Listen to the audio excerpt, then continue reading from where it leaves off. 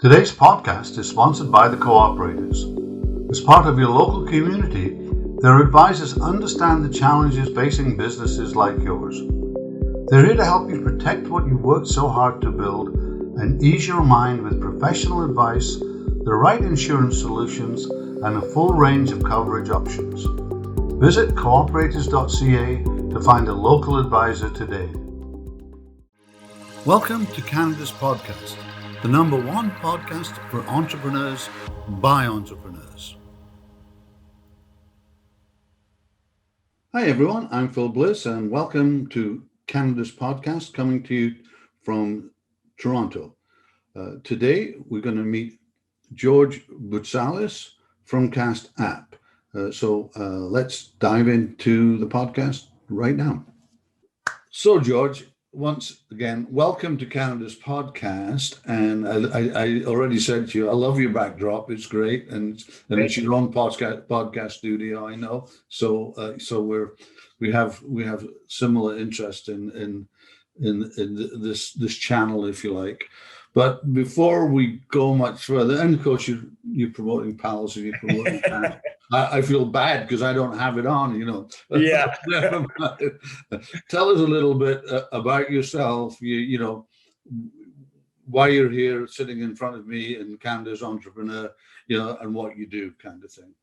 Sure. Well, Phil, first of all, thanks for having me. To be honest, as you said, we have a podcast, the Pals podcast, but not here to talk about that. But it's actually my first time being interviewed on a podcast, despite the fact that we've had almost 100 episodes now. I've never sat on this side. So appreciate you having me. It's about time. Yeah, no, I think I've earned it now. So thank you. It feels good. So pleasure to be here. A little bit about me. So I'll try to keep this brief because, I feel like I've done quite a bit over the last, I would say my entire life, but the last decade, things really ramped up. Mm-hmm. To take it back to kind of the beginning, my roots and how I ended up kind of in the entrepreneurial space. My father came, immigrated here from Greece when he was 17 years old. No, as he tells me, no money to his name, couldn't afford shoes, and just had that entrepreneurial spirit, wanted to make a name and provide for his future family. And he was in the food business. Then he got into the cleaning business, where he currently is today. And, we have a pretty well-established cleaning business in the city of in Ontario, in Canada. Mm-hmm. And from a young age, I saw his drive and his ambition and what he wanted to provide, for myself, my siblings, and my mom. And it just really resonated with me. And he taught me a lot growing up on just how to, chase your dreams, want to work for yourself, all of that stuff. And I kind of followed in his footsteps. I was at a young age, started with lemonade stands and mail routes and shoveling snow, and just always wanted to find a way to blaze my own trail. That kind of pursued through university, and then following my 4 years at Western, I jumped right into the family business, worked alongside him, started from the bottom level as a janitor, worked my way up, and did not enjoy it, but it taught me the value of a dollar and hard work and respecting where our employees started. And then, I worked there for the last, I would say, decade or so. And, just came to a point where I really wanted to kind of further blaze my own trail and make my own name. And while I am very proud of what our family and my father has done, everything I learned, I realized that I had a little bit more to give. And that's where I am now with our startup Cast, which is a social media startup we just launched. And obviously the podcast is kind of a side hobby. Yeah, that's kind of fun. So, are entrepreneurs wired differently? I mean, you grew up with a dad who was an entrepreneur, an immigrant, not an uncommon story on Canada's podcast. But I mean, you think we're wired differently? I mean, do you have friends that are in corporate life, and do you see yourself as a little bit sort of different than that? I know I do and I don't. I do think that some people are just born or predestined to kind of chase the entrepreneurial spirit. I know myself, I just always knew that I wanted to do what I wanted to do just for myself. I wanted to do what brought me joy, not because I had to do it, not because someone told me to, and that's what I knew I wanted. I've always been, I've been a bit of a person who's questioned authority or questioned the status quo. So I've always had that vision of how do I do things different or better, or why does it have to be this way? But on the other hand, I do think some people just, that develops over time and they say, I don't like doing things the way it's always been done. I think I can do it better. For myself, I think I was born with this mindset, and I think that born with it and kind of in my DNA, and it's been cultivated over the years. But I also do think some people develop it. They just, at some point in their life, they say, you know what, I've had enough of, the corporate structure or just following the status quo. I'm going to do my own thing. So I do think it can be learned. So, just with Cast and what you're doing now, it's a bit different than the family cleaning business. So, I mean, duh. Yeah. How did you get into that? Very different. It's myself and my two best friends, co-founders, Ricky Liordi and Dave Banwat. We, for a long time, we've been we, as guys do, we debate a lot of stuff and we can be very opinionated.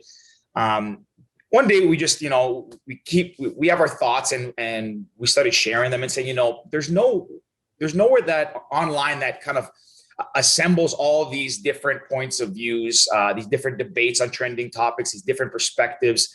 We started finding that social media portrays one side of the argument, not often the other. It's the loudest voice gets amplified, these sort of things. And then we started seeing, with the news as well, that they kind of have that clickbait, if you will, now, and they promote kind of what fits their narrative. And we just said, it seems like objectivity is leaving the media and kind of that, not just objectivity, but transparency, all those things. And we said, that's not right. It shouldn't, the media journalism is supposed to have integrity and kind of a code where they serve you the facts and let you formulate your own opinion. Mm-hmm. And we just started seeing that that's not the case. It seems like there's an agenda and a narrative, whether it's on social media, in the media, everyday life, wherever it is. And we said, there's got to be a way to solve this. We need, we should be letting people think for themselves. Independent thought and critical thinking is super important. It's how people become entrepreneurs and want to pursue their own ambitions. Being told what to do doesn't cultivate that. So we said, you know what, let's try and hash this idea out and see if we can create a platform that allows people to weigh into a topic and share their unique, diverse, objective thought, not being skewed by external forces. And let's give people a place where we aggregate the information and then they can see it and interpret it as they will. And that's kind of how Cast came about, and a lot more to it, obviously. But yeah, that's what we wanted to do. Just bring objectivity, transparency back to a bit like our side of things in terms of objectivity to entrepreneurship and doing that. So, what's the greatest challenge to starting up like you are? I'm not, no disrespect, I'm not going to count the family business. You kind of rolled into that sort of thing. So what's the greatest challenge you faced, starting up this new business? I mean, the greatest challenge, I think, as with any business, whether you're pursuing something already or something you've never pursued, as we did, I think the fear of the unknown is always scary. Everybody, myself included, you always think you have $1 million, $1 billion, whatever idea on your hands, and your close circle says, this is a great idea, terrific, but there's always that unknown. Is that what I think? Is that what most people think and most people want? Is my thought unique and this is only a problem for me? So I think taking that first step and saying, you know what, I'm going to, risk it. I'm going to leave my career. I'm going to put all this behind me and take a leap of faith and hope that my idea is as sound and as in demand as I believe it is. To me, that's kind of the biggest thing. I mean, starting a business is hard in general, doing all the legwork of incorporating, getting the legal work done, hiring people, all that stuff is tough. For myself, with my background, in the family business and working my way up to essentially running the operations, that stuff was easier for me. But yeah, taking the leap, I think, is always the hardest because you just never know what's going to happen. I mean, every day is kind of learning. Today's podcast is brought to you by the Cooperators.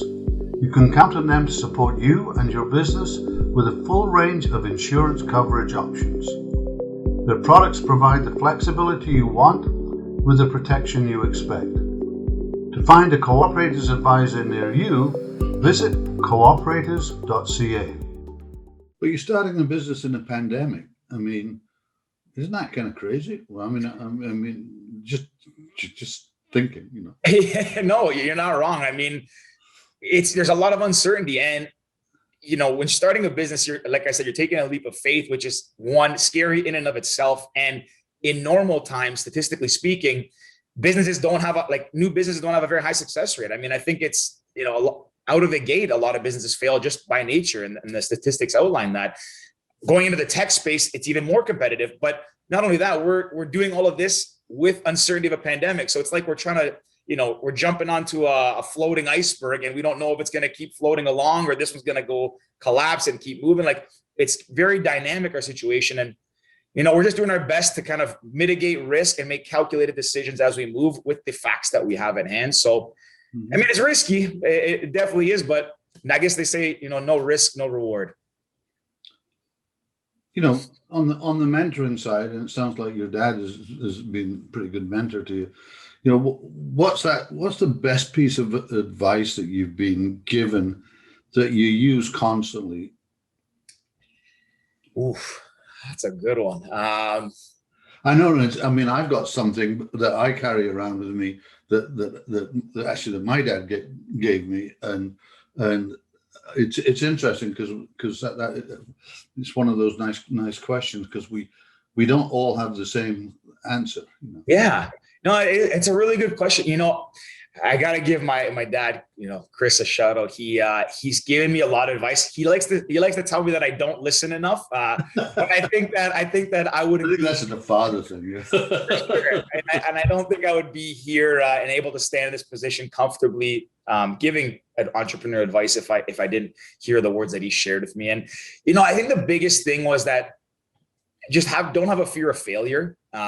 Especially, he told me when I'm young, I'm a 30 something, and I'm actually 30, but he said, you don't have you don't have a family, you don't have kids. You can be a little bit riskier. Don't be scared to fail, but also be calculated. Don't just, throw all your money on red and hope that the wheel lands on red, right? Mitigate risk a little and hedge your bets, but also don't be scared to fail. I mean, when you're young, you can be a little more resilient and bounce back, and failure is not something to be scared of. You're going to fall down a lot, and it's not about not falling down 99 times. It's about the one time you get back up and you say, okay, got to figure it out. Let me work on this one, and then let me move forward with this. So I would say he told me, just don't be scared. Take chances. Don't be scared to fail. So just some quick questions that I ask everybody almost. Are you a morning or a night person? Oh, it varies right now. So in the summertime, when the sun's up nice and early, I can get up at the crack of dawn and without an alarm, and I'm ready to go. And I actually love getting my day started early. Winter now, what Canadian winters are like. So a little bit tougher, and I typically work a little better into the night. Overall, I'll say a morning person. You're a morning person. Okay. If you had to pick one word to describe yourself, what would it be and why?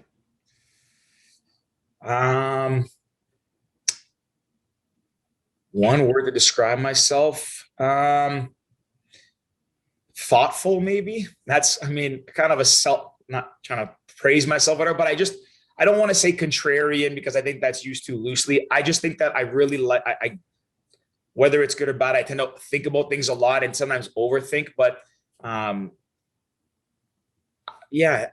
don't know. Yeah, I think thoughtful. I think I just like to think about every situation that plays itself out, but thinking about people, how my decisions, as the founder and the CEO will impact others, will impact employees, colleagues, investors, our users.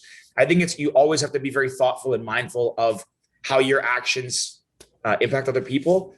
And yeah, I just like to think about things a lot. I kind of go off on these tangents. So I guess that's how I describe myself. What's keeping you up at night? What's keeping me up at night? Honestly, not to get into it, but just what the state of the world we're in now, it's interesting because it seems like there's no rhyme or reason. There's no common denominator with any decision made. So I just always, thinking we're just kind of chasing a moving target and we don't know where the end and the finish line is. A very unfortunate situation we're in from a global health and pandemic perspective, but keeps me up because I'm someone also because I like to think a lot. I like to know where the finish line is. I like to know what I'm chasing for the most part. And right now it's unprecedented times. We don't know.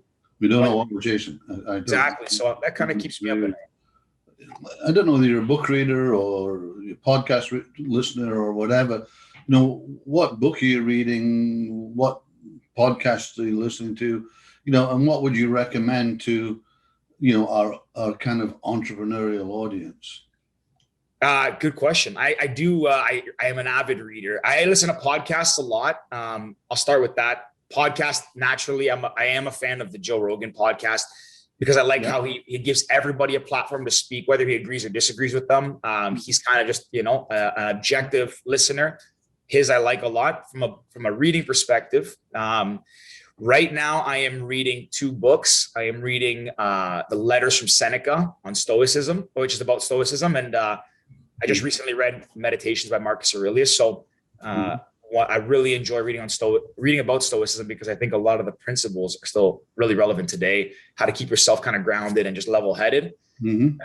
Favorite book that I can recommend. I don't know if my favorite, but one that really resonated with me was Freakonomics by Stephen Levitt and Stephen Dubner. I read that in grade 12, my last year of high school. Yeah. And that taught me one thing that stuck with me to this day. And it just basically said that correlation does not always equal causation, meaning that sometimes there's more to a scenario than you can observe, and just really question, does X really equal Y, or is there something you're missing that could also be a factor? And then that's stuck with me through my business endeavors and entrepreneurial spirit. And, in this 7x24 connected world that we're in, I mean, it's just accelerated in the last 12 months. How do you disconnect? It's really, really tough. And I actually, right before, before we started getting ready to launch Cast, we got the company kind of off the ground in August. Before that, I would turn my phone off and I would, pick up my Kindle or a book and just read for a couple hours a night. And that to me calmed me down. And it was the world, all the noise stopped. Unfortunately, that I don't have that luxury anymore because Cast is a social media app. And, I naturally have to be either connected running the day-to-day business operations or at night on the app, seeing how users are interacting with it. So I wish I could say I could disconnect. I try to meditate a little bit, 10, 15 minutes a day to kind of clear my head, but it's tougher now than it was earlier in the pandemic. Okay, I think we're coming to the end of it, George. But it's been some good observations from you, and I always ask how people can get a hold of you, because people listen and have questions. So not of me, generally of the person I've interviewed. How could people get a hold of you? So the best way to get a hold of me is either on Instagram. My username is @Boutsalis, BOUTSALIS. You can find me on LinkedIn. I am very active on LinkedIn. Connect with me. You can drop me a message there. My email's on there as well. And I guess one thing I like to tell everybody is that, if any questions, any advice, anything at all, if someone's just chat and say hello, I'm a very open book. I'm an open communicator, and I love talking and communicating with new people. So feel free to drop me a message anywhere and we can have a chat. Okay, George. Well, thanks very much for, letting us inside your story a little bit, and appreciate you coming on the Cannabis Podcast. Of course. Pleasure. Thank you, Phil. I really appreciate the time. And yeah, thanks for having me. This has been fun. Today's podcast was brought to you by the Cooperators Business Insurance. They're here to help make sure you and your business are protected today and into the future. Visit cooperators.ca to find a local advisor today.